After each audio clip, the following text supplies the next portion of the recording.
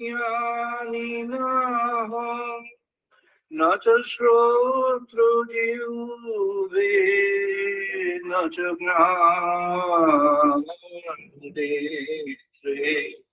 न च भूमिः भौमो न तेजो न वायु चिदानन्दरूप शिवोऽहं शिवोऽहं चिदानन्दरूप शिवोऽहं शिवोऽहं चिदानन्दरूपः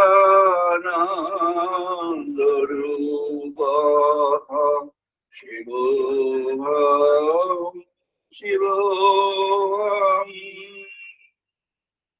न च प्राणसङ्को न वै पञ्चवायु न वा सप्तधातु न वा पञ्चकोशा न वा पाणिपादौ न च पास्तवायु चिदानन्दरूप शिवोऽहं शिवोऽहं चिदानन्दरूप शिवोऽहं शिवोऽहं चिदानन्दरूप शिवोऽहं शिवोऽहं न मे द्वेषरागो न मे लोभो मोहो वादनैव मे नैव मत्सर्यभावः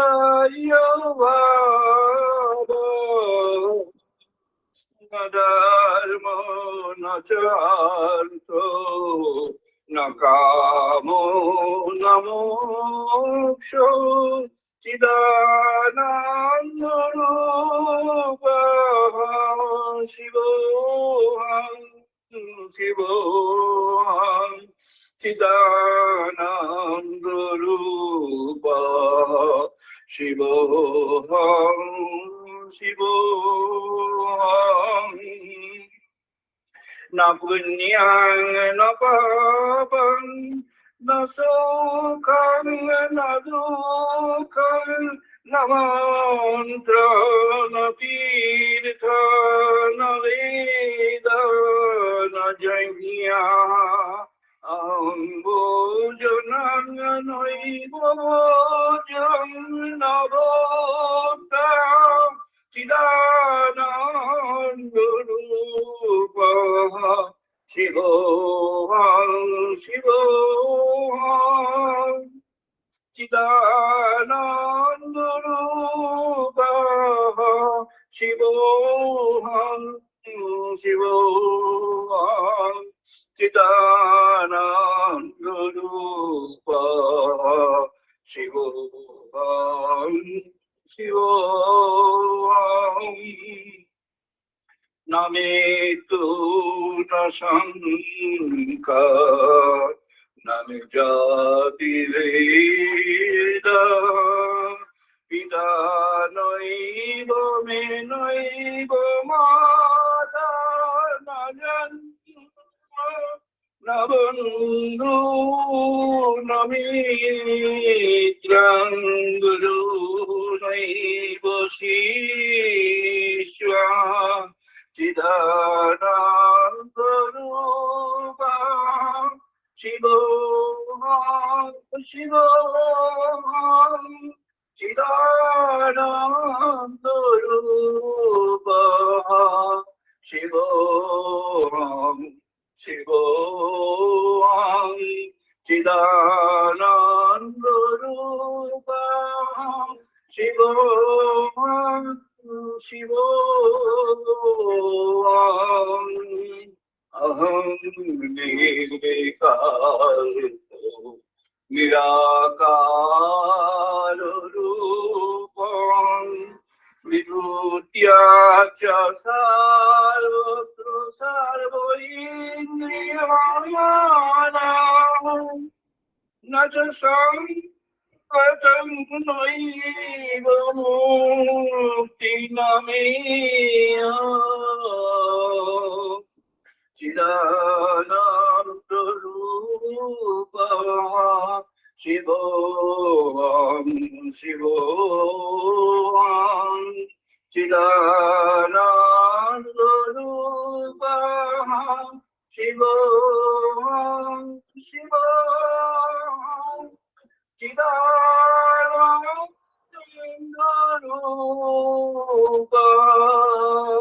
शिवोऽहं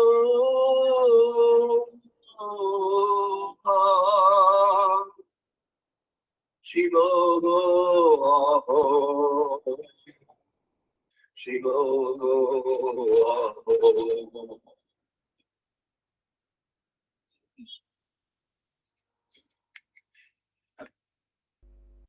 Thank you. We are now going to have the Vedic chanting.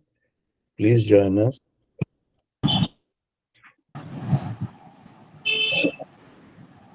Om Bhagme Manasi Pratita Manaha Vachi Pratishtita Om वाक्मे मनोऽसि प्रतिष्ठितं no मे वाचि प्रतिष्ठितम् मेधि आभिः आभिमेधि दस्मानिस्तः कृतनिमः वेदस्य मानिस्तः कृतं मे मा प्रहस्यः अनेन हितेन अवक्राणं संगच्छामि तेनोदितेनो अहोरत्रं सङ्गधामि रीतं वदिष्यामि सत्यं वदिष्यामि रीतं वदिष्यामि सत्यं वदिष्यामि तत्मामवतु तद्वक्तारामवतु तस्मावतु मामवतु तद्वक्तारमवतु आवतु मामवतु वक्तारामवतु वक्ताराम् अवतु मामवतु वक्तारम् अवतु वक्तारम् शान्ति शान्ति ॐ शान्ति शान्ति शान्तिः परन्तु मग्नि प्राणचक्षुः ॐ अपयन्तु मम वाक् प्राणचक्षुः बलमिन्द्रियाणि च सर्वाणि श्रोत्रमन्तः बलम् इन्द्रियाणि च सर्वाणि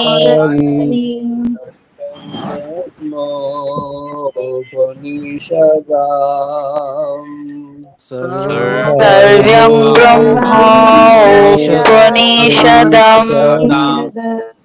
अहं ब्रह्म निरकुर्यात् मामा ब्रह्म निरकरो माहं ब्रह्म निरकुर्यात् माम ब्रह्म निरकरोत्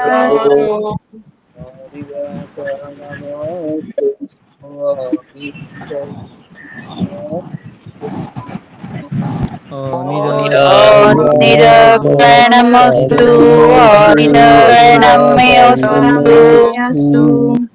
नमस्ते मयि सन्तो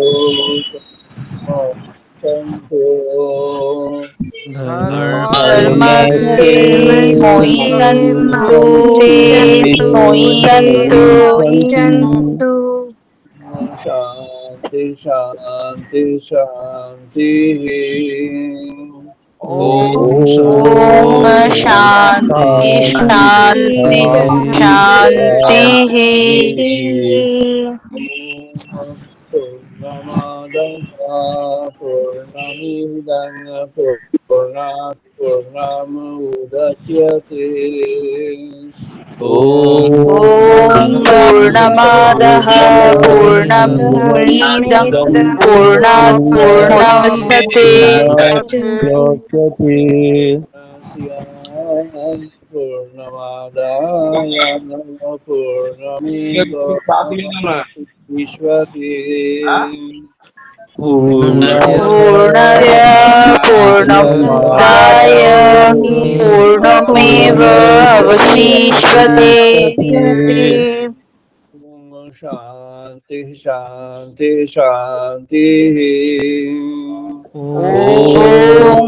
शान्ति शान्ति शान्तिः सौनो भवतु सौनो भुनक्तु ॐ सहनावतु सहनौ भुनक्तु वीर्यं करवावहै सह वीर्यं करवावहै तेजस्विनाधिकमस्तु मा विद्विषावहै तेजस्विनो अधिकमस्तु मा विद्विषावहै शांति शांति शांति ॐ शान्ति शान्ति शान्तिः शांनो मित्रः शांवरुणः शांनो भवति हरियो ॐ शं नो मित्रः शं वरुणः शं नो भवति हरिओमः शांनो इंद्रः बृहस्पतिः शांनो विष्णु रुक्रमः शं नो इन्द्रः बृहस्पतिः न विष्णु रुक्रमः ब्रह्मणे नमः देवायो Namo नमो ब्रह्मणे वायो प्रत्यक्षं ब्रह्मसि त्वमेव प्रत्यक्षं ब्रह्मोऽसि प्रत्यक्षं ब्रह्म वदिष्यामि त्वमेव प्रत्यक्षं ब्रह्म वदिष्यामि वदिष्यामि सत्यं वदिष्यामि रीतं वदिष्यामि सत्यं वदिष्यामि रामवतु तद्वक्तारामवतु बुद्धो तस्मावतु तद्वक्तारवतु मामवतु वक्ताराम् अवतु माम् अवक्तारम् Shanti, Shanti, Shanti. Om Shanti, Shanti, Shanti. Om Bhadram Karni Bhishram Deva. Om Bhadram Karnevi Shanvam Deva.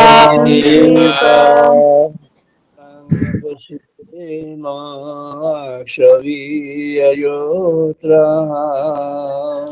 Bhadram Bhadram Pashemo Pashemo Akshovi Ayutra. Hridayangavi Tushtavanshatanuvi Sirayangai Tushtvang Tunarvi. Himadevahitam Yatayu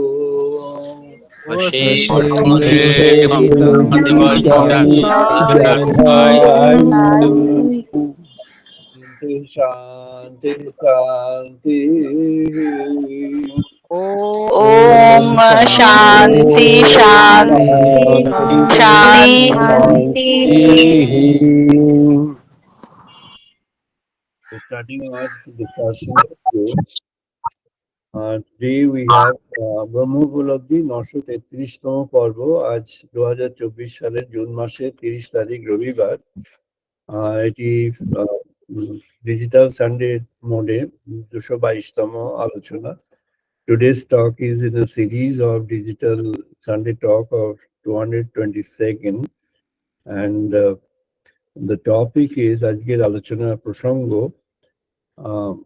কর্ম থেকে ভক্তি বা ভক্তি পূর্বক কর্ম, devotion and work. These two things are apparently unconnected in the spirituality. Most spiritual teachers, even the very famous spiritual teachers, they have also mentioned that karma is something which has to be left away, which is actually something which can be deterrent to your devotion. And devotion leads to the realization of God. Therefore, the idea which has been constructed so far, the idea says that if you have to get into devotion, you need to get rid of karma. Because karma creates a binding force, karma binds. Karma binds in many aspects, many ways. And any kind of binding, if you are there in your life, then God realization remains a faraway thing. So if you have an objective of God realization, if you want to understand God, if you want to have a realization of God, if you want to develop the devotion to realize God or to have a service to God, then in one word, most people, most great personalities and great people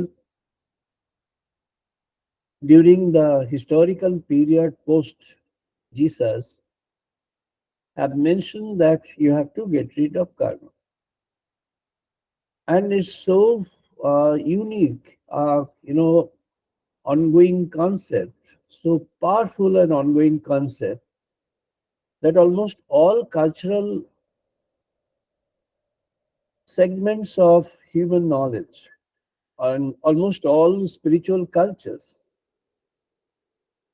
they have highlighted in different manners, in different ways, the same concept that karma has to be got rid of. And therefore, the concept of monasteries have arisen. If you have to have a God realization, if you need to if you have to cultivate the love for God, devotion to God in truest sense of the term, then living in a society doing the regular karma, meaning action, being into the realm of the world is not the way. You have to get rid of that. You have to come and join the monasteries of different orders, different colors, and different ways. Perform the rituals which are there slated in those monasteries in their own ways.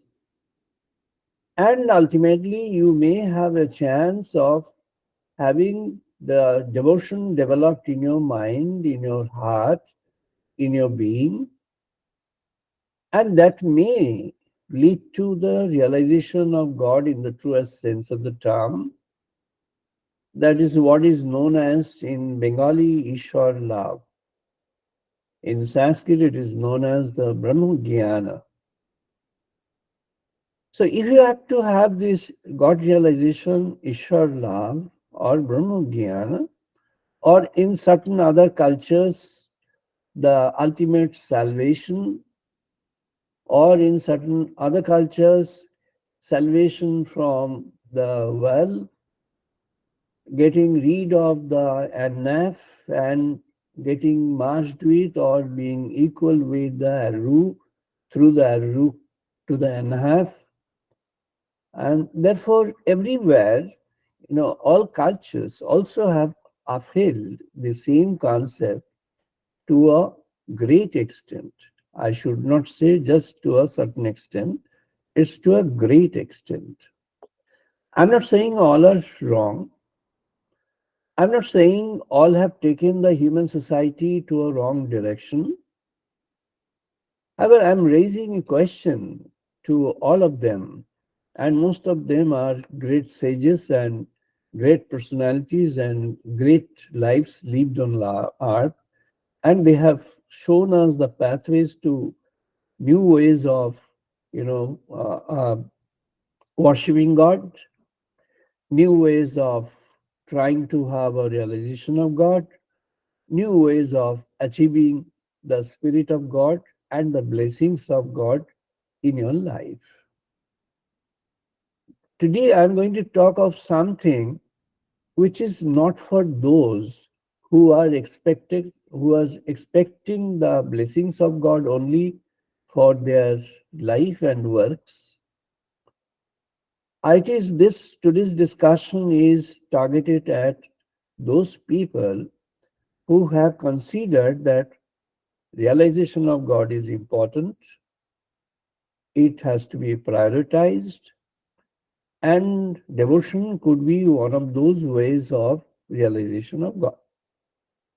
Even those who are spreading the cult of bhakti or devotion in the world, many of whom are originated from India, some are originated from the Middle East, some others who are originated from the Scandinavia, some others who are originated, even smaller forces who are originated from the western part of the globe. Most of them or all of them, I can say very freely and with full authenticity that almost all of them or all of them have gone for somewhat monastic understanding of God. And non-monastic understanding of God is not acceptable. And therefore, in a monastery, you don't have factories.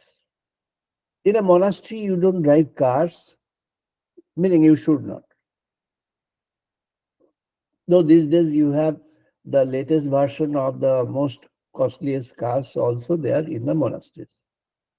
The monasteries should not ideally live a life of pleasure and life of extreme level of comforts, though it is now present almost everywhere in all monasteries in the current period.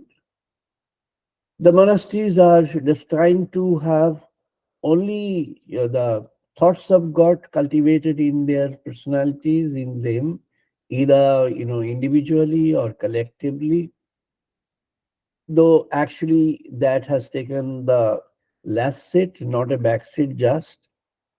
And the others are very important, like ritualistic interactions and transactions are very important, and to them. And that's good for the society.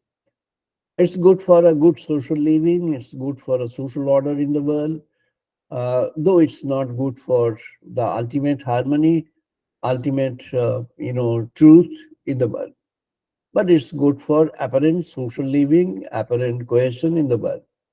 And therefore, something which is acceptable in the civilization, that is, what is tolerated by civilization, otherwise it gets crushed. The civilization has tolerated and accepted last almost 2500 years this trend in the human society. I am going to tell something against that. This is what is based on what our Vedic sages had visualized and strongly recommended by Lord Krishna through Arjuna to human beings. Though our spiritual society, particularly those who have arisen from India and developed their thoughts and concepts from India based on their head of the cult, based on their master of the cult, but they have not gone into the further details in the further details in the background. What was the essence of India's civilization during the Vedic period, and why was it so powerful that a civilization, and the only civilization until today in the human society, which had survived several millennia, my understanding, and there are some other, even Western scholars from European region, their understanding is also more or less kind of that. And among the Indian sages, Sri Aurobindo also had a estimation of that, that the Vedic civilization was initiated almost 25 to 30,000 years before from now. It lasted for more than 10,000 years, possibly up to 15,000 years. And thereafter, there was a gap of some period, some few, millennia, few thousand years. And this Harappan civilization or Harappa Mohenjo-daro kind of civilization had erupted, had emerged, which were again lost, and it was buried beneath the ground. And later on, digged out, and we got the trace of that, and we understood that there was a huge civilization which was very rich in scientific and technological attainment, and which we talk about now. And those things, most of those things were present in those civilizations. The endurance, the sustainability of a civilization is a question and quest now. The world society now is in quest for us, sustainability and protecting the global system. But world society has to remember that if you have to protect the global system, if you have to create a sustainable society, you need to have the fundamental philosophy for that. If the fundamental philosophy is lost, is not taken care of, then you can't live a life for a longer period than a few years.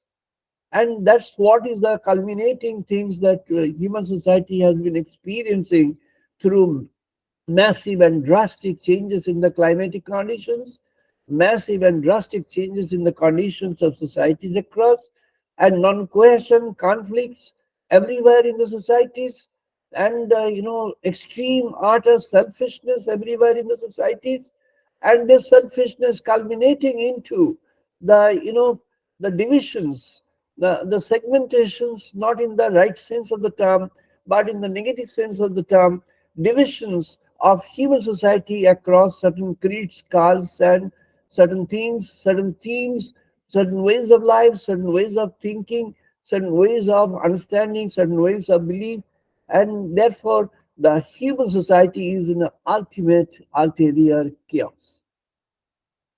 One of the poets from the Western world, T.S. Eliot, He had the chance to go through the Bhagavad Gita's translation, three, four different types of translations, and finally got hold of, an idea of that. He, did have to do some kind of meditation to understand that, context of it. He has mentioned in many of his works, he has mentioned about Lord Krishna and Arjuna's dialogue in the Bhagavad Gita.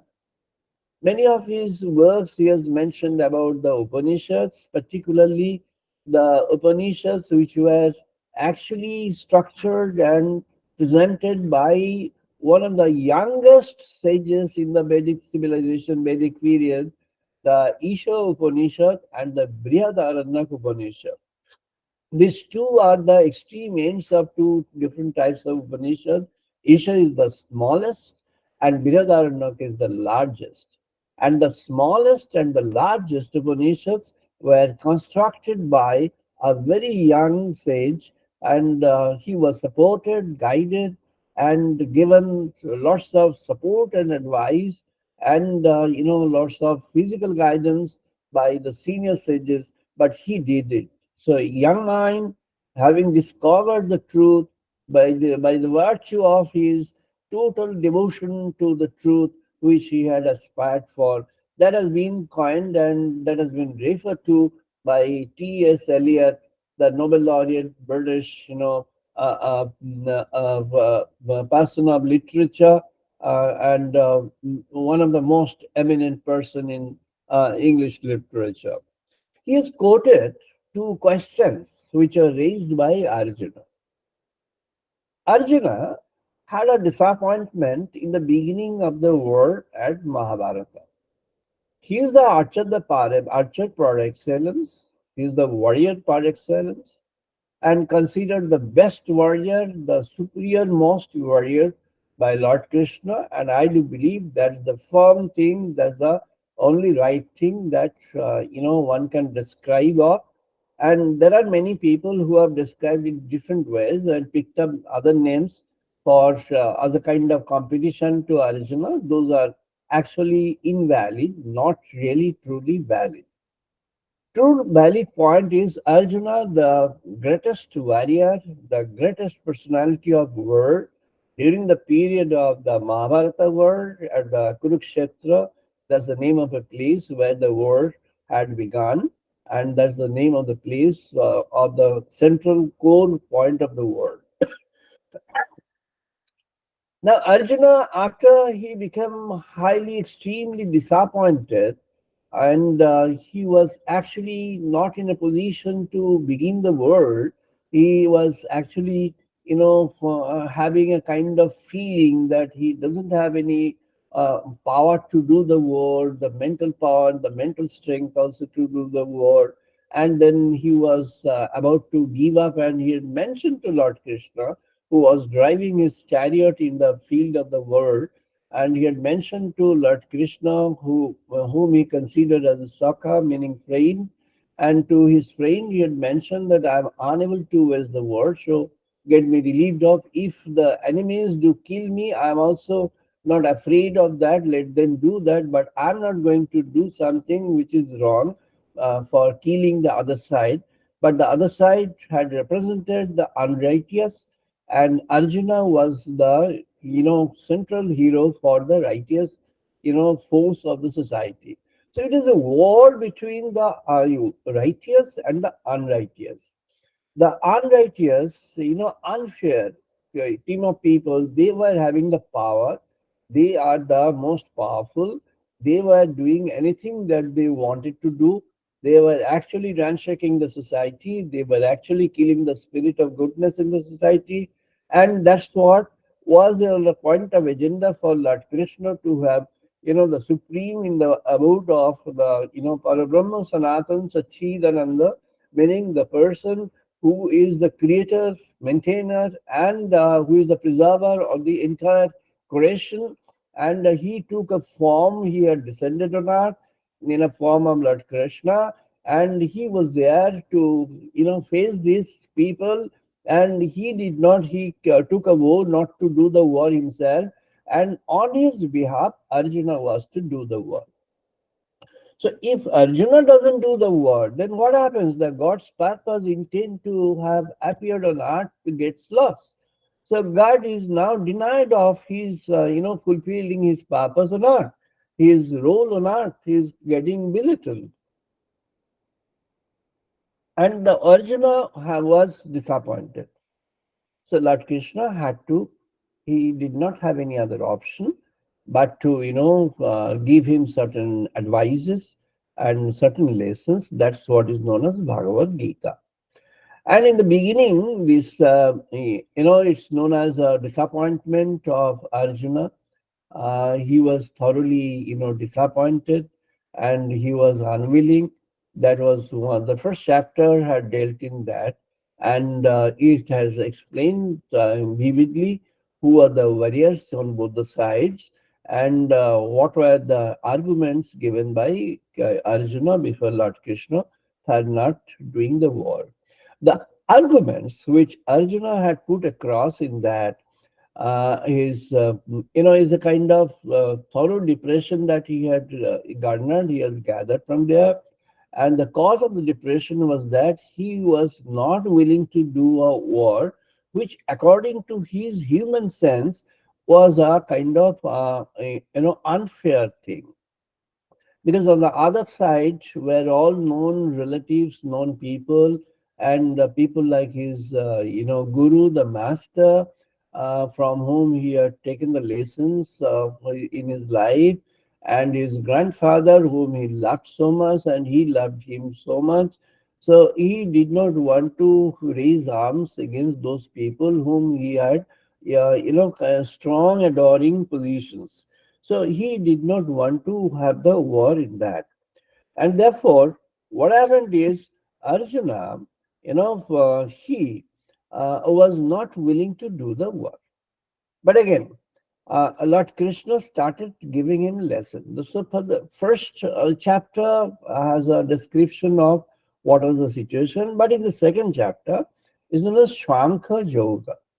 Shvankha Yoga is a message of the Atman, the continuity of the Atman and the identity of the Atman. It's supreme reality, is the ultimate reality of life on earth. And in the Sankhya Yoga, it was mentioned that life doesn't end at the point of death. The cause of living a life is something which is the vital force of the life. Why are you living a life? What is this life for? What is this life's contribution to the human society? That is very important. And if you have to take it forward, then what you have to do, you have to understand that in order to establish this cause in the world, you have to have a kind of participative role in the world. You cannot fly away from the context of the world, and therefore the ideas continue to stream down.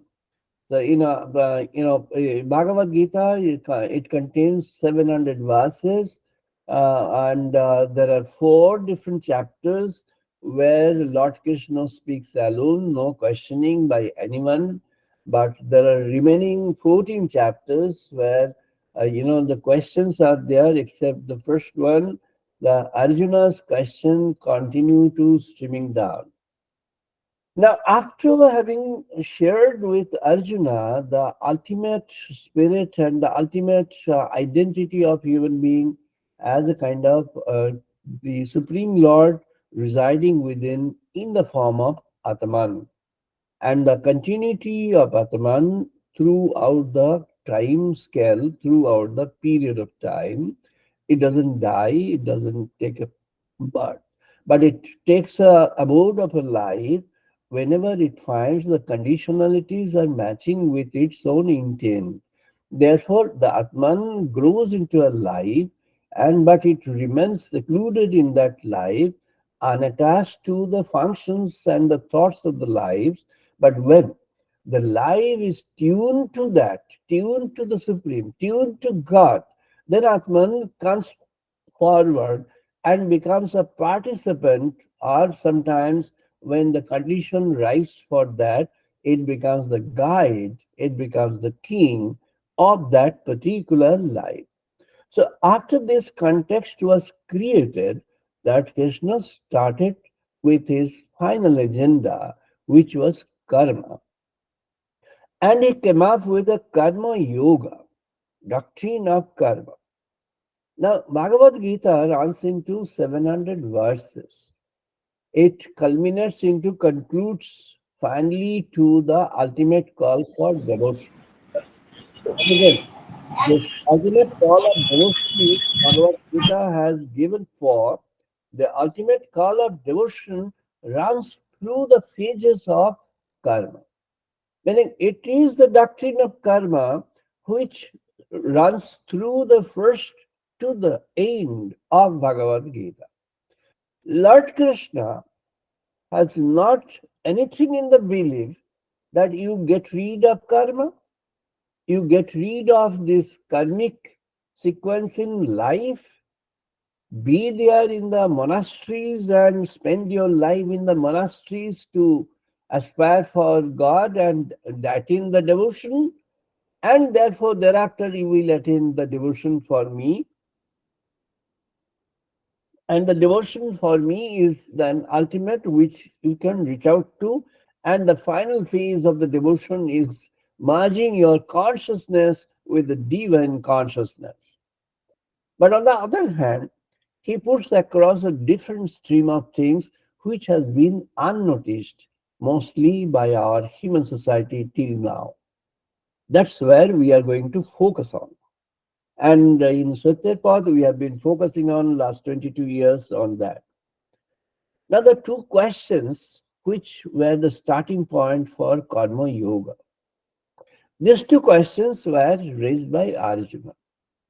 And T.S. Eliot was really very, focused on the basic fundamental spirit of the Bhagavad Gita.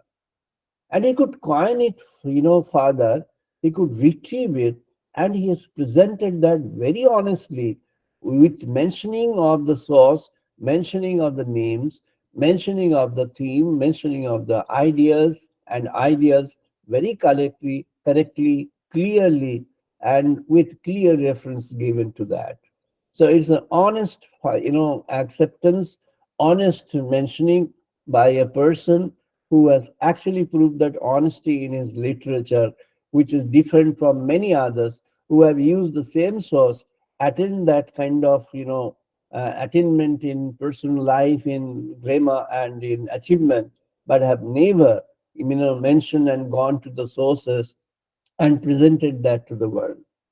Now, the two questions which are the beginning points in the Karma Yoga, as quoted by T.S. Eliot, are like this: Jayoshi chet karmani aste mataha buddhi janardanam tat kim karmani ghorehe mam neo jayoshi keshabaha.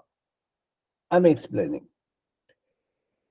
Vamishvarana eva vyaktina buddhim moha ashvina mahe tat ekam vada nishchityam yeno shreyam apnuam. So Arjuna has a question. You were saying that Atman is there in life, and Atman does not have a birth or death. It has a continuity.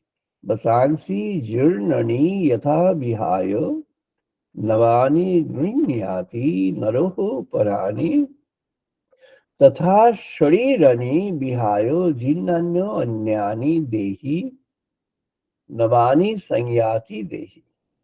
Meaning, it is like a person having put on certain kinds of garments, certain kinds of dress on, and the attires are taken away, and kind of new attires are on the frame of the body, on the person. Is this continuity is like that. The Atman takes up the lives in the world, which is the additions to the Atman's journey in the phase of life, in the process of time. And after that, the time occurs when the Atman undertakes a different adore, a different kind of dress it puts on, and in a different identity created across. So the kind of robes that you wear, you may have an identity. For example, sorry, if you need to have a, if you want to understand the monastic identities of a particular kind, how do you do? You don't have to ask people. You see the attire of those people, you understand which monastery they belong to. Because each monastery guides their own people with a particular kind of costume. It's a kind of, like, when you are in a drama, a person performing drama and art somewhere on the stage has to have the attire of the role that the person is playing for. It's a kind of that.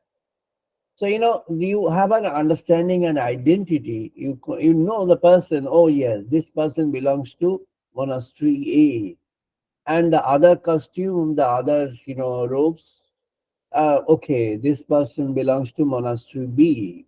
So, through that you have an identity. So, like that, Atman is inside, and with the life lived on, and the ways the life is lived by, the philosophy of that life, the orientation of that life creates an identity of that. So that is what is an identity of the life. Now Arjuna is asking if this Atman is, for having this, eternal identity, if it continues in eternity, then where is the role of being into a life and doing something? So if that is so, then I'll sit idle, I'll not do anything, I'll sit idle, I'll just sleep through, and it will all continue happening. So where is the role of other things in life? Like you are saying, other things are there. No, then why do I do a karma? Then why do I do a what? What is the role of a what? Because it's a continuity, it's all destined, it is all preordained. So if it is all preordained, if it is all destined, then why do I do the work? Why do I do the action? Why do I do the work? Why do I be in the society to do the work? I will take a leave from the society and I'll construct a monastery and sleep over there and do something over there, and something some work I'll do, which is chanting, doing, offering puja, everything, this thing I'll do, and I'll not do any other work for the society and the world. Why do I do? So that was the kind of question. Now Eliot writes in four quarters with this observation. He responds from his own realization, own understanding of the concepts. He writes, there is a final addition, the failing, pride or resentment at failing powers, the unattached devotion which might pass for devotionless, in a drifting boat with a slow leakage, clamor, the silent listening to the undeniable, clamor to the bell of the last enunciation. I sometimes wonder if that is what Krishna had meant.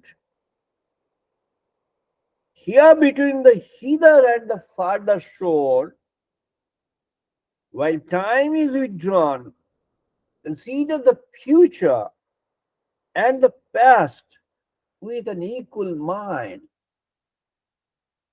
Now the point that is raised, the same thing, same kind of point. Now Arjuna has raised the point that if that is in eternity, then what is the role of this, action in time? So if I had to do an action in the time frame, current time, time now, time past, time future, if some actions are to be done for the time future, if some actions are to be, organized for time now, or if some actions have occurred in the time past, then what is the importance of that? Why do I do that? Why do I take it forward? Why do I support that? And why do I participate in that? And he's asking, if that is there, then, for example, this life is eroding in its power and validity. Over the passage of time, the life's opportunities are getting eroded and eroded. Over the passage of time, the life is losing the potential power, potential strength that it had garnered, it had obtained in the beginning of its journey on earth. And therefore, it's a kind of boat which is having a leakage. A boat which is having a leakage, draws in water inside gradually, slowly.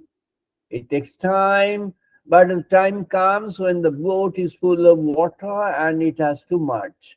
It has to, lose its life of a boat. And if that be so, then why do I oar forward the boat? And what is this boat of life for? That is the kind of question that he had in the beginning.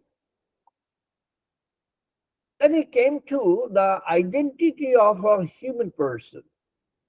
Now, why do I consider myself, and what for? Do I consider myself as a different personality, as a unique personality, and what is that? What are those attributes which can make me unique in life, and what is that I can do in life? Then it raises a question. This is about the individual's liberty on earth. Yes, individual liberty is considered.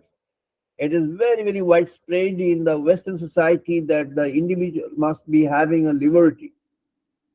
And if that liberty has to be there, now that liberty has to be considered as the individual liberty when the person thinks that he or she is very, very important. The liberty is important. And in fact, the concept of individual liberty has taken a central role or is a guiding principle in the modern society now. And on that, Eliot is saying the conception of individual liberty must be based upon the unique importance of every soul. The knowledge that every man is ultimately responsible for his own salvation or damnation, and the consequent obligation of society to allow every individual the opportunity to develop his full humanity.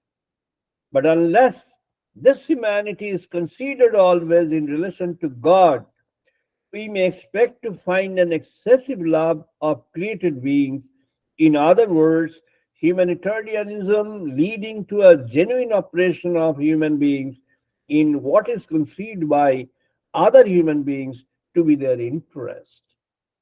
So, we are obsessed with the humanitarian spirit of society. Now, humanitarianism.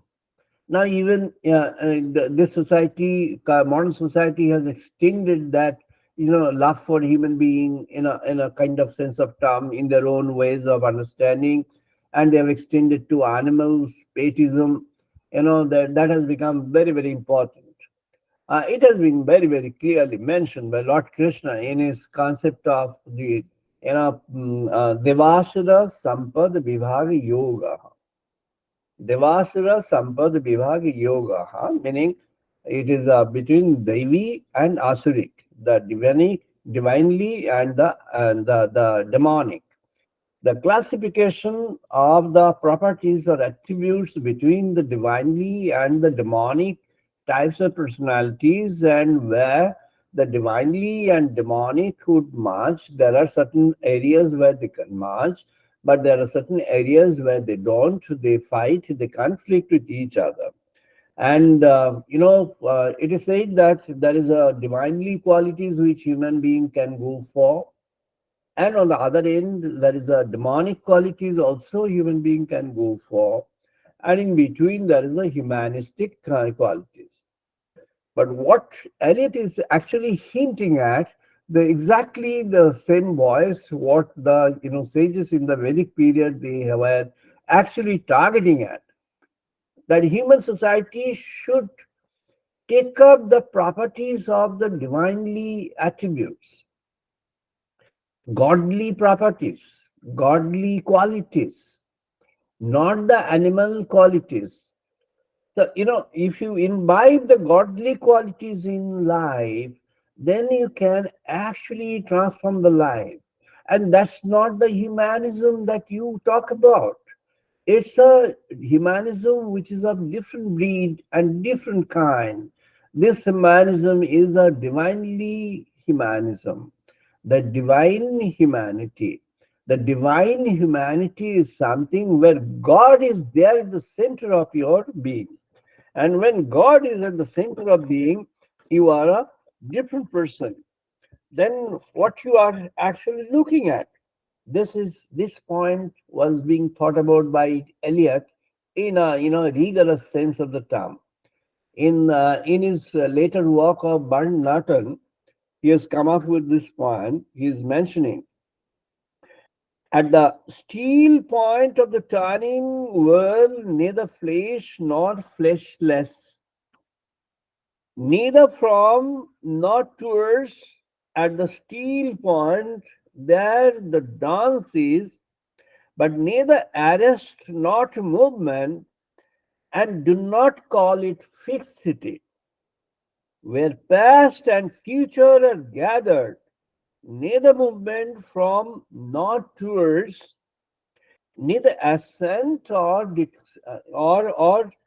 decline, except for the point, the steel point, there would be no dance, there is only dance. In a Bharatanatyam, what is mentioning that it's in our Isha Upanishad, the same sage, Jangyabalka, he is mentioning that tat ejatihi tat na ejatihi tad gure tad vantike tad vantaresya sarvyasya tat Brahman. Meaning Brahman, the Supreme, is sometimes he is mobile, sometimes he is static, but he is always static and he is always dynamic. So at times it is our relative understanding that we find sometimes he is dynamic. It's our relative understanding that we understand that sometimes he is static. But it's the reality we see that he is always dynamic and he is always static. Tat ejatihi tat na ejatihi. He's always in dynamism and he's always in not in any kind of dynamism. He's always a constant. Lord, the God is constant in your life. He is a constant factor of life. He is a constant force of the life. He is a constant force of this creation. And we need to understand, we need to accept the point that the God is a constant force in our life. And therefore, how to live the life? Eliot has again come with understanding in his Barnarton. It is his true philosophical statement of life. And that is mentioning descent low or descent only into the world of perpetual solitude. World, not world, but that which is not world, internal darkness, deprivation, and destitution of all poverty, all investigation of the world of saints, evacuation of the world of fancy, in interference of the world of spirit. This is the way you achieve. You achieve something. Achieve what? You achieve the world of spirit. How do you achieve the world of spirit? How do you reach out to that? Lord Krishna is mentioning that, when you are into the world of work, you achieve that. You achieve the realization of God only through work. You achieve the true spirit of devotion only through work. You achieve the realization of God only through work. If you abandon work, you achieve a part of it, a fragment of it. You achieve a fragment of it and you carry forward your life with that fragment. And he's saying this in Nishkama Karma is the ultimate. Nishkama Karma is something which is the ultimate. And in the Nishkama Karma, this ultimate journey occurs in the Nishkama Karma, where you are actually mentioning that the same one, ekaha agnihi, ekaha angshaha. So ek, the meaning the one, the same one which is present everywhere, the same one is present in you. Same one is present in you, and you have to get into the work. And if you're getting into the work, you may. Yes, it is true. It is the fact that work creates all kinds of binding. The moment you are into the work of the world, you create lots of binding. Lord Krishna is suggesting you get into the work. You get into the work most rigorously. You get into the work most vigorously. But now you have to take care. You have to take care that this work should be your Nishkama Karma. How to have this Nishkama Karma in place? Is mentioning Kaeno Manusha Buddhyaha Kevalai Indriyai Apihi Aginam Karma Kurvanti Taktva Atmaha Sudbhaya. When you're doing the work, how are you doing the work? You're doing the work with your physical capacity. Lord Krishna said that in order to have the best performance of the work, I have done a segmentation and a classification. What is the segmentation is done? He has mentioned that I have created a classification based on the work. Chatur Varnang Maya Sishtyami Guna Karmaha Vibhagasha. It's created 4 different Varnas. Varna is not color. Varna is not clan. Varna is not caste. Varna is a group. Varna is an identity. Varna is an identity which he has created. For what? There has been lots of explanation against it.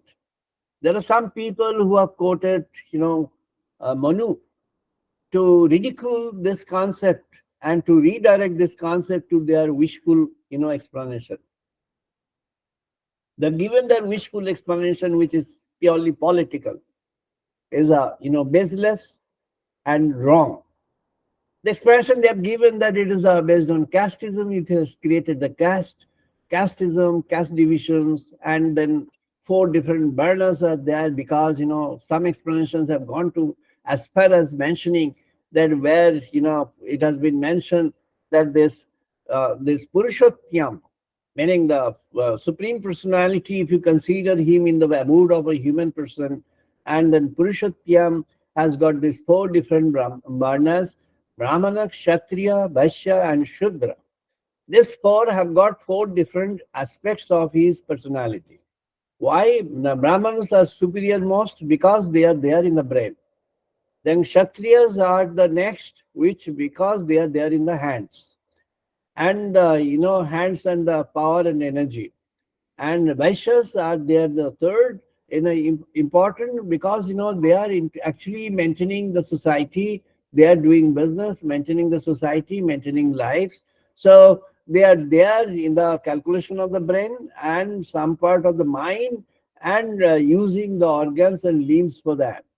And the Shudras are the lowest because they are considered as the fit. And they are located and they are identified with the fit. It is true, it has been mentioned that, it's a kind of similia mentioned in that. But what Lord Krishna has mentioned and what the Vedic sages have mentioned, let's get into that very clearly to face this issue and to tell the world that this issue has been very wrongly and most, ugly way explained by some of the world teachers, some of the, world scholars located in the Western world, and followed by them and quoted from them by many of the Indian politicians and Indian people. So this is the ridiculous. They have gone to a wrong extent, not getting into the proper context of from where it was mentioned. The point that has been mentioned, elaborated by Lord Krishna, it is there in Parashuram Samhita, which is actually the core work of Karma Yoga. Then it has been mentioned in different parts of Rig Vedas and elaborated in Atharva Vedas. It has been mentioned. Let's get into that directly. The first one, Brahmana. Who are the Brahmanas? The Brahmanas are those who cultivate knowledge in life and practice, who are basic people, fundamental people to cultivate the knowledge in the context of knowledge, in the context of belief, and translate that in their context of practice, and then disseminate to the world to spread the knowledge, to educate people, to spread the knowledge of every kind. If you take a look at the modern society, take a modern corporate organization, you'll find modern corporate organization has gone for the segmentation. There is a special segmentation, meaning geographical segmentation. There are functional segmentations, meaning segmentations based on the functions of life. And there are segmentations across other issues. For example, market segmentations are there. And of course, product and services segmentation is also there. These are the next level. The first basic segmentation has a purpose. What is the segmentation for? Why is this segmentation? Because the corporates feel that without segmentation, you cannot have the proper management and leadership for the proper achievement of the objective of the corporate, of the company. So if you have to have a proper application of what you have visualized for, you need to have a segmentation. Now, what was the segmentation, planned for in our Vedic civilization? And that's what has been mentioned by Lord Krishna in elaborate, clear terms. There is nothing in a gray area in that. He has mentioned in very, very clear terms. He has never mentioned that it goes into perpetuity and it goes into perpetuity with the authorities of each of this. And there is a distinction that, one is superior, the other one is inferior. Never, never, never has been mentioned in the entire Vedas, in the entire Vedic text. I am, personally conversant with all the words of the Vedas, starting from the beginning of the Rig Vedas to the end of the Atharva Vedas. Not only the lines, not only the verses, all the words I am personally conversant with. This is the 50 years of study of the text and 40 years of deep meditation into that on a continuous basis. And telling with authority, there is no hurry. If anyone can find out one, can please, mention it to us. Only one mentioning is there, which people go on, mentioning and referring to is Manu. What Manu has mentioned is an influence and impact of the societies which are constructed.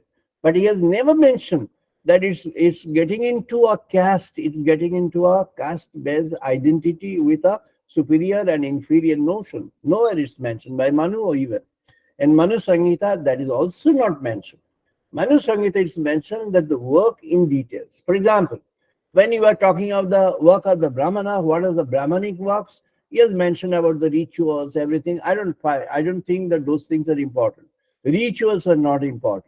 The fundamental truth is important. What is the fundamental? You cultivate knowledge. You cultivate the spirit. When you cultivate the knowledge and the spirit and try to, have that applied in your own life, first is your own life. You need to have the experiencing of. Only when you have experienced that, then do talk about God, and never before that. If you have not experienced the Spirit of God, you never go and tell people that yes, it is God, yes, God is there. So you have to have your own experience first, and then disseminate that to others. This is what is the function of a Brahmana. And like a brain is never superior, because if the a brain is dissected from the body, it doesn't function. It's a composite system.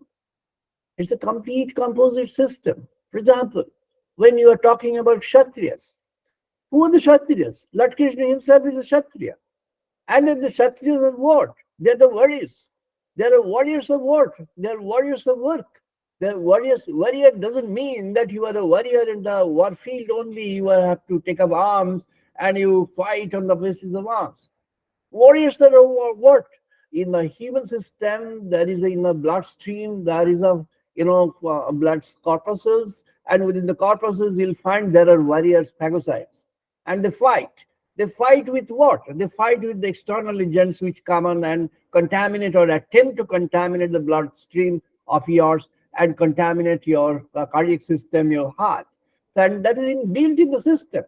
The warrior is a part of your being. Warrior, being a warrior is a part of the society. You have to be a warrior. And warrior is never less, no less. Lord Rama, there's, the major descendants of God in Indian context and mentioned. One is mentioned in the Mahabharata, Lord Krishna, and the other one is mentioned in the Ramayana, Lord Rama. Both are, Kshatriyas. Kshatriyas are born of the, king's house. Now, who are the Kshatriyas? In our seven sages, seven categories of sages, there is a category which is known as the Rajarshi. Rajarshi is what? Raja and Rishi together. Meaning a Raja is a Kshatriya, Rishi is a Brahman. And a Raja and Rishi together, meaning a Raja, a king, a leader. A leader in any context of the world, a leader in any context, like, any corporate context, social context, national context, global context, a leader has to have that complete understanding of the situation, a realization of the situation, have a realization of truth, have a realization of the context, have a realization of things. One of the great leaders from India during the Second World War, he had mentioned, that, you have to have the three things. One is a leader should be having an embodiment of the past. A leader should have the past reflected in the leader. The person is a true leader who is a reflection of the past. You don't have to copy the past. You don't have to retranslate the past. You don't have to reorient yourself to the past, but you need to have a knowledge, understanding gained from the past. What the past lives had been, what were their features, where were their strengths, what were there we do, for strengths and weakness, SWOT analysis we do, and what were their, outcomes. And so what can I attain, what can I gain as a kind of, what could be the generative functions and of knowledge from that? What could I, attain from that? What could I gain from that? What is my learning from that, which is very, very useful for the current living and for the next future living? So a leader should be embodiment of the past. Now the next, a leader should be product of the present. Product of the present, meaning what's happening in the world, you should be conversant with. You should be conversant with what's happening to your left, to your right, to your above, to your beneath. You should be conversant with everything. You should be conversant with what's happening in science, technology.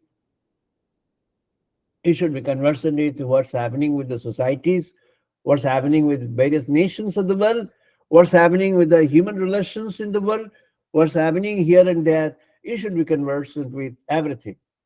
And the next, you should be a prophet of the future. A leader should be a prophet of the future. Who is a prophet? Prophet is someone who can see through. The worlds can't, restrict your vision from seeing the other side. The prophet is one who can see the future, who can visualize the future. You need to have a visualization of the future. How can you do that? That, Lord Krishna is mentioning that,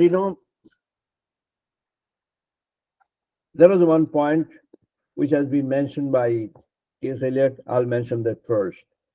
The point he's mentioning is that Sahajagyaha Prigyaha Shrishtaha Uruvacha Prajapatihi Anena Prashavidyam Esha Vaha Ishtaha Esha Kamadhukaha. The issue he has raised. He has raised the issue that he was saying, Lord Krishna was saying to Arjuna that you need to get into the karma. You have to do the karma. But what happens if I become attracted to the karma? If I develop a desire in the karma? If I develop a personal interest in the karma, personal selfish interest for selfish gain in the karma, what happens? Then the Lord suggests, Yukta karma phalang tvakta shantim apnoti naishthikam ayukta kama karana phale sango nibodhata. He says you become a sannyasi. Who is a sannyasi? No. The person with a abode, with a robe, with a particular kind of robe is a sannyasi. That is what we are used to know. But it's not the idea given by Lord Krishna. Lord Krishna has given a different idea, which is actually tactfully avoided by people who claim that they are the sannyasis. Sannyasis, the person is a sannyas, meaning renounced person who has actually renounced the result of the work that he or she is destined or is now devoted to do. And then how will the person do the work? He's mentioning you do the work when you are doing the work. Kayano manusha buddha kevali indriya. No. You are doing the work only with your hands and legs and your brain, mind tuned to that. No, not that. If you are doing the Kayana Manasya Buddha, it's okay. But again, you need to have a different dimension. What is the dimension? The dimension is you offer it to the Supreme. Yat karushi, yat asnoshi, yat juhoshi, dadasi yat tabasvahoshi, kaunteya tat kurusha mat arpanam. Arjuna, whatever you work, you think of doing the work, you are aspiring for, you are doing your meditations, you're doing your spiritual activities, you're doing your worldly activities, you're doing your work of the world, you're doing your work for life, everything. Whatever you are doing, you dedicate unto God. You dedicate that unto God. You give unto God. You dedicate to God. Meaning what? You do a karma which is a nishkama karma. You cannot do that alone. Nishkama karma is a very simple word. It's a word which is very, very profusely quoted by many, many thousands, millions of people. How to do the nishkama karma? Lord Krishna has given the tips for that. Nishkama karma, Arjuna, you can do when you have God in your mind, in your life. And God is now someone who is actually your very close person. God is now someone who is actually your very dear person. God is now someone with whom you are so intensely connected because you have no different intent than God. Absolutely.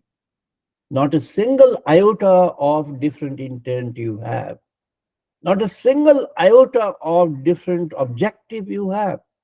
Not a single iota of different orientation you have in life. If you can maintain that, if you can follow that in your consciousness, what you do is, and that's why he has mentioned, he has suggested that Arjuna, you have to do the meditation. You have to do meditation how? Then you have to do the meditation about the Lord. Ekam Sat, Ekam Dhruvam, Ekaha Evaha Agni. You work on that in your mind when you are doing meditation, samana and prana and apana. All, out of Panchabayu, prana, apana, samana, urana, and vana. That prana bayu you have inhaled, samana bayu is there inside which you have maintained, apana bayu which you allow your organs and limbs to get connected to, and Vrana which you are connected to the externalities, and Vana which connects your entire mind, consciousness, your cardiac system to that. You think of that. I'll just show you. If anyone does wish to participate, we don't have much time, so we'll do just 2 minutes. I'm not doing the pranayam now. We don't have time for that. But let's have a pranayama and then let's try to have a concentration. What do we concentrate upon? We have our eyes closed, we sit erect, we don't lean back. If you're in a squatting position, you be straight in your backbone and breathe in. For example, if we do quickly the pranayama also once, what you do, you inhale air, hold,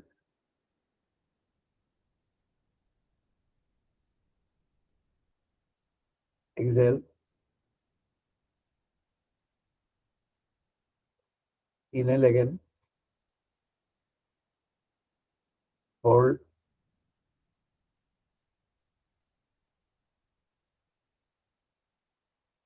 exhale. Your eyes closed, you have sat straight, no leaning in the back, breathe normal, think of oneness. Visualize the sun in between at the place of the third eye, in between two eyebrows. You visualize the sun.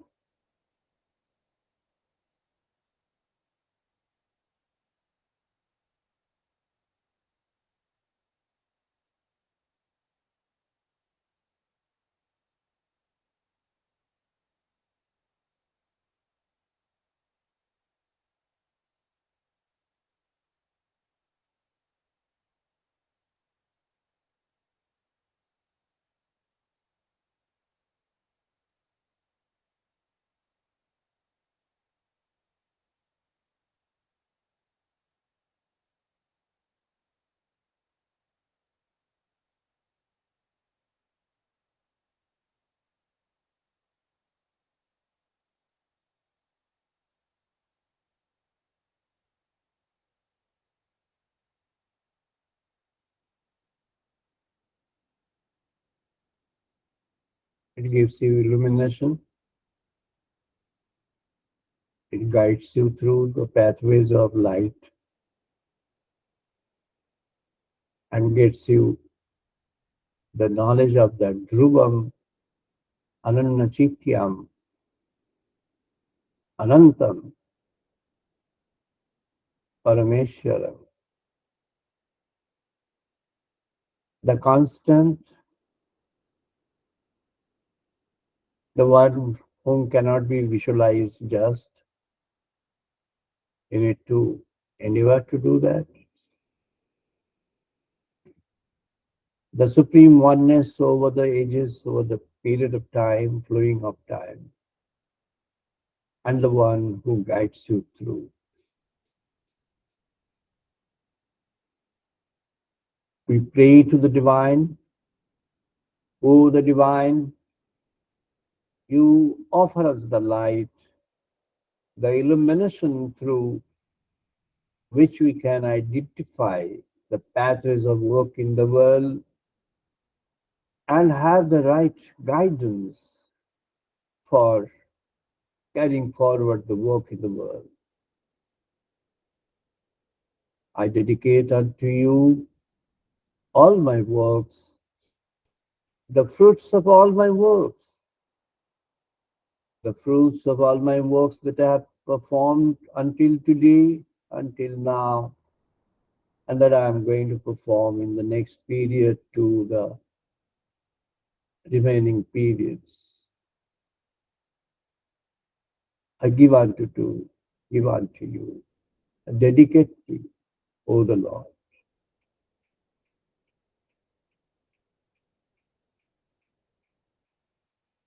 Thank you. We come to our senses. So that's what, is mentioned by the sages that, you have to have a consecration. Consecration is your dedication. So when you are having the work done with a dedication of that, you have dedicated the result, the fruit of the work to God, you are the best performer. Arjuna, you will be the winner because you have dedicated the work totally, fully unto God. So you will be guided through. Whenever you also do not understand that you need a guidance, you will receive a guidance. You don't understand that you need a power, you need an energy for that, you get an energy for that. You don't even visualize what you have to do. As the next course of action, you get a reflection of what is the right course of action for you in life you have to do. First, only you have to identify what is your objective in life. What is that you want to do in your life? If you want to achieve some material products, that's fine. You go for that. If you want to achieve some career in material terms, no problem. You go for that. You have the best wishes for that. You have other objectives in life. You want to get rid of all inflicts and problems of life. Yes, you will be assisted. You will be helped the extent it's possible for you. On the other hand, if you have got an objective to have a realization of the Supreme, you will be the most beloved person of God. You'll be the most liked person of God on earth. You'll be always throughout without your even any kind of thoughts, thinking, visualization, aspiration, any kind of thing. You will find God is always omnipresent with you, always present with you. However, if you have got your personal reservations, He will never be there with you. So, what is the ultimate concern, ultimate answer to the point which was asked by the original? Lord has mentioned Manmana Bhagu, Madhbhaktu, Madhyagi, Mam Namaskuru, Mami Vashyasi, Satyante Pratijane, Priyaho Osime. Meaning, Arjuna, you always have your mind dedicated to my mind. Always think of me while you perform any work, while you get into the work, dedicate it to God, dedicate it unto me, and you become my true devotee thereby, and you receive, you attain the supreme truth in life and ultimate bliss in your work contributed to the world. It is the work of the world which will lead you to that. It is not rejection of the work which will get you into that. So get into the work, but you do the work without any personal selfish desire in the work. You will attain the supreme reality. You will attain the supreme truth. You will attain the realization of God. You will receive the total blessings, and God will be always with you. Om Satchidananda Parabrahma Sanatana. O the Lord, you offer the supreme support and illumination to those who are aspiring that. Namaskar.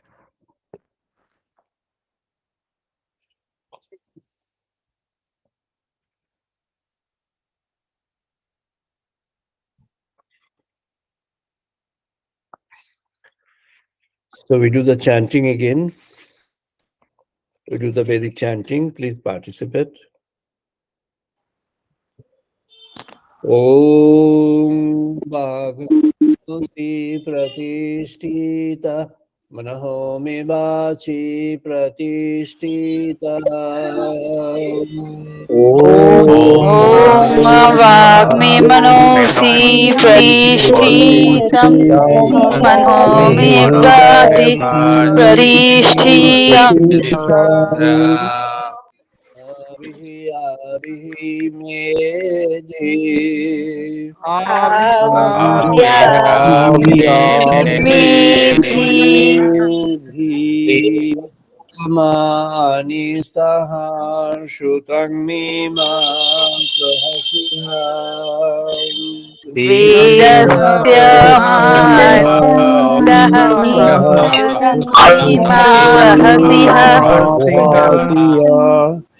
Ninodite no auratran sangdadami अनेनोदितेनो अभद्रं तं दधामि Vadishwami Satyang Vadishwami स्वामी सत्यं वदिष्यामि Atmavatu Tadvakaramavatu तत्मामवतु तद्वकरमवतु Amavatu Bhaktara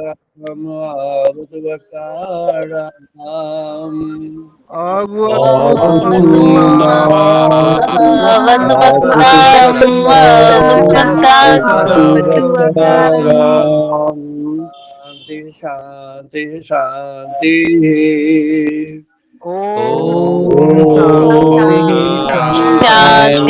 शान्ति शान्तिः Payuntu mamangani bhakmana choksuhu ॐ अप्पयतु ममोऽङ्गानि वाक्प्राणचक्षुः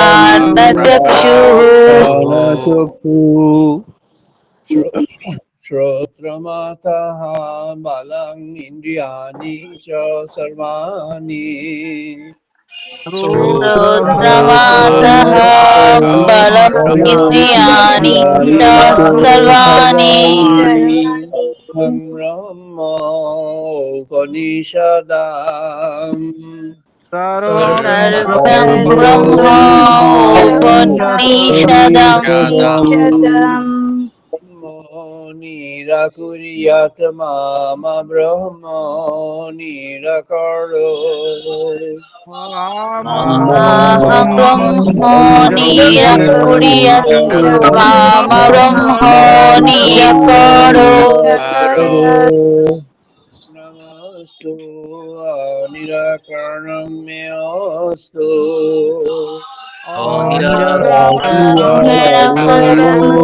निरकरण्योऽस्तु Te Moi Santo Te Moi Santo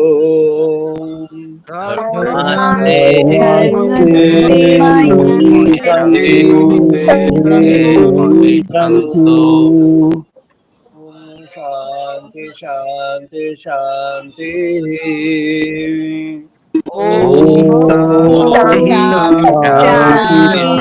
शान्ति शान्तिः Purnamadaha Purnamidam Purnat Purnamudachyate ॐ पूर्णादः पूर्णमिदं पूर्णार्णमुदच्यते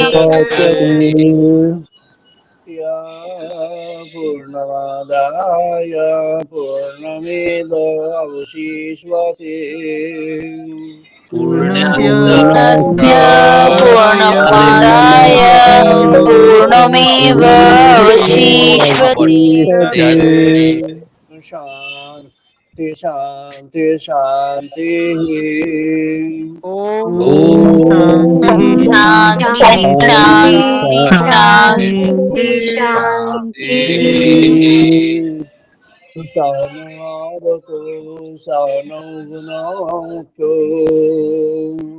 Om Om Sahanavu Sahanavatu Sahanavu Sahanavunatu Aviryam Karvavahui.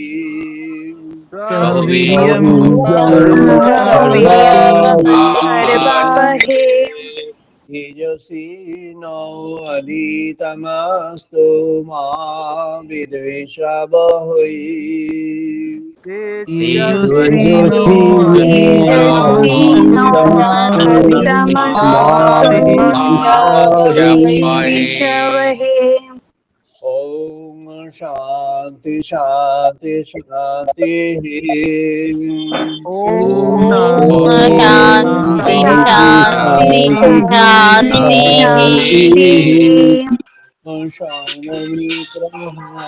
Shanti Shanti. Shanti. Bhavati Aryo Maha. Om Om Namitraha Shanamitra Purursharno Bhavati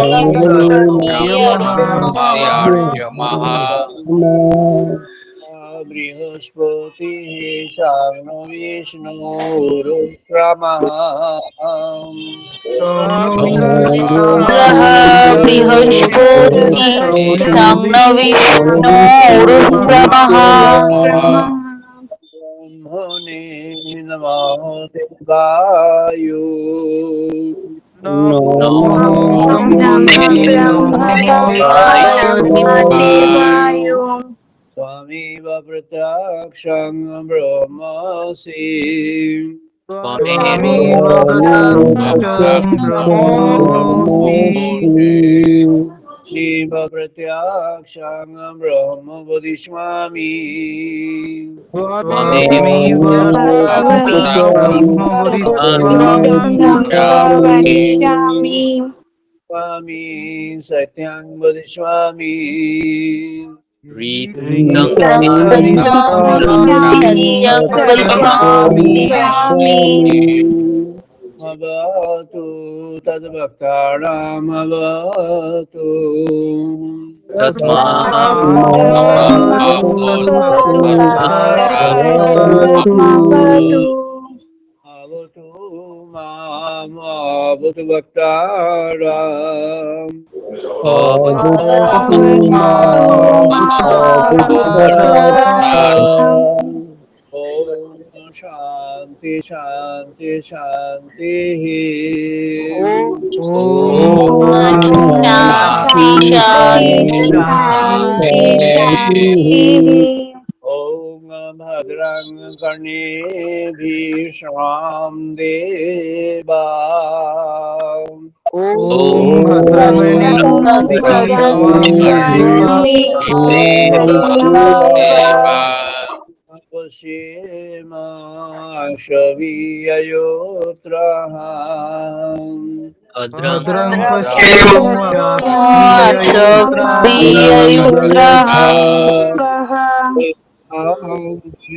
Tushtuvam Shubhagattanuvih Srimad-Vahitang Yatayu. Hitam Yatayu Om Shanti Shanti Shanti. Om Shanti Shanti Shanti Shanti We'll now do a meditation for 2 minutes, all of us, wherever you are. We'll now do it together. 2 minutes of meditation just. এখন 2 minute meditation.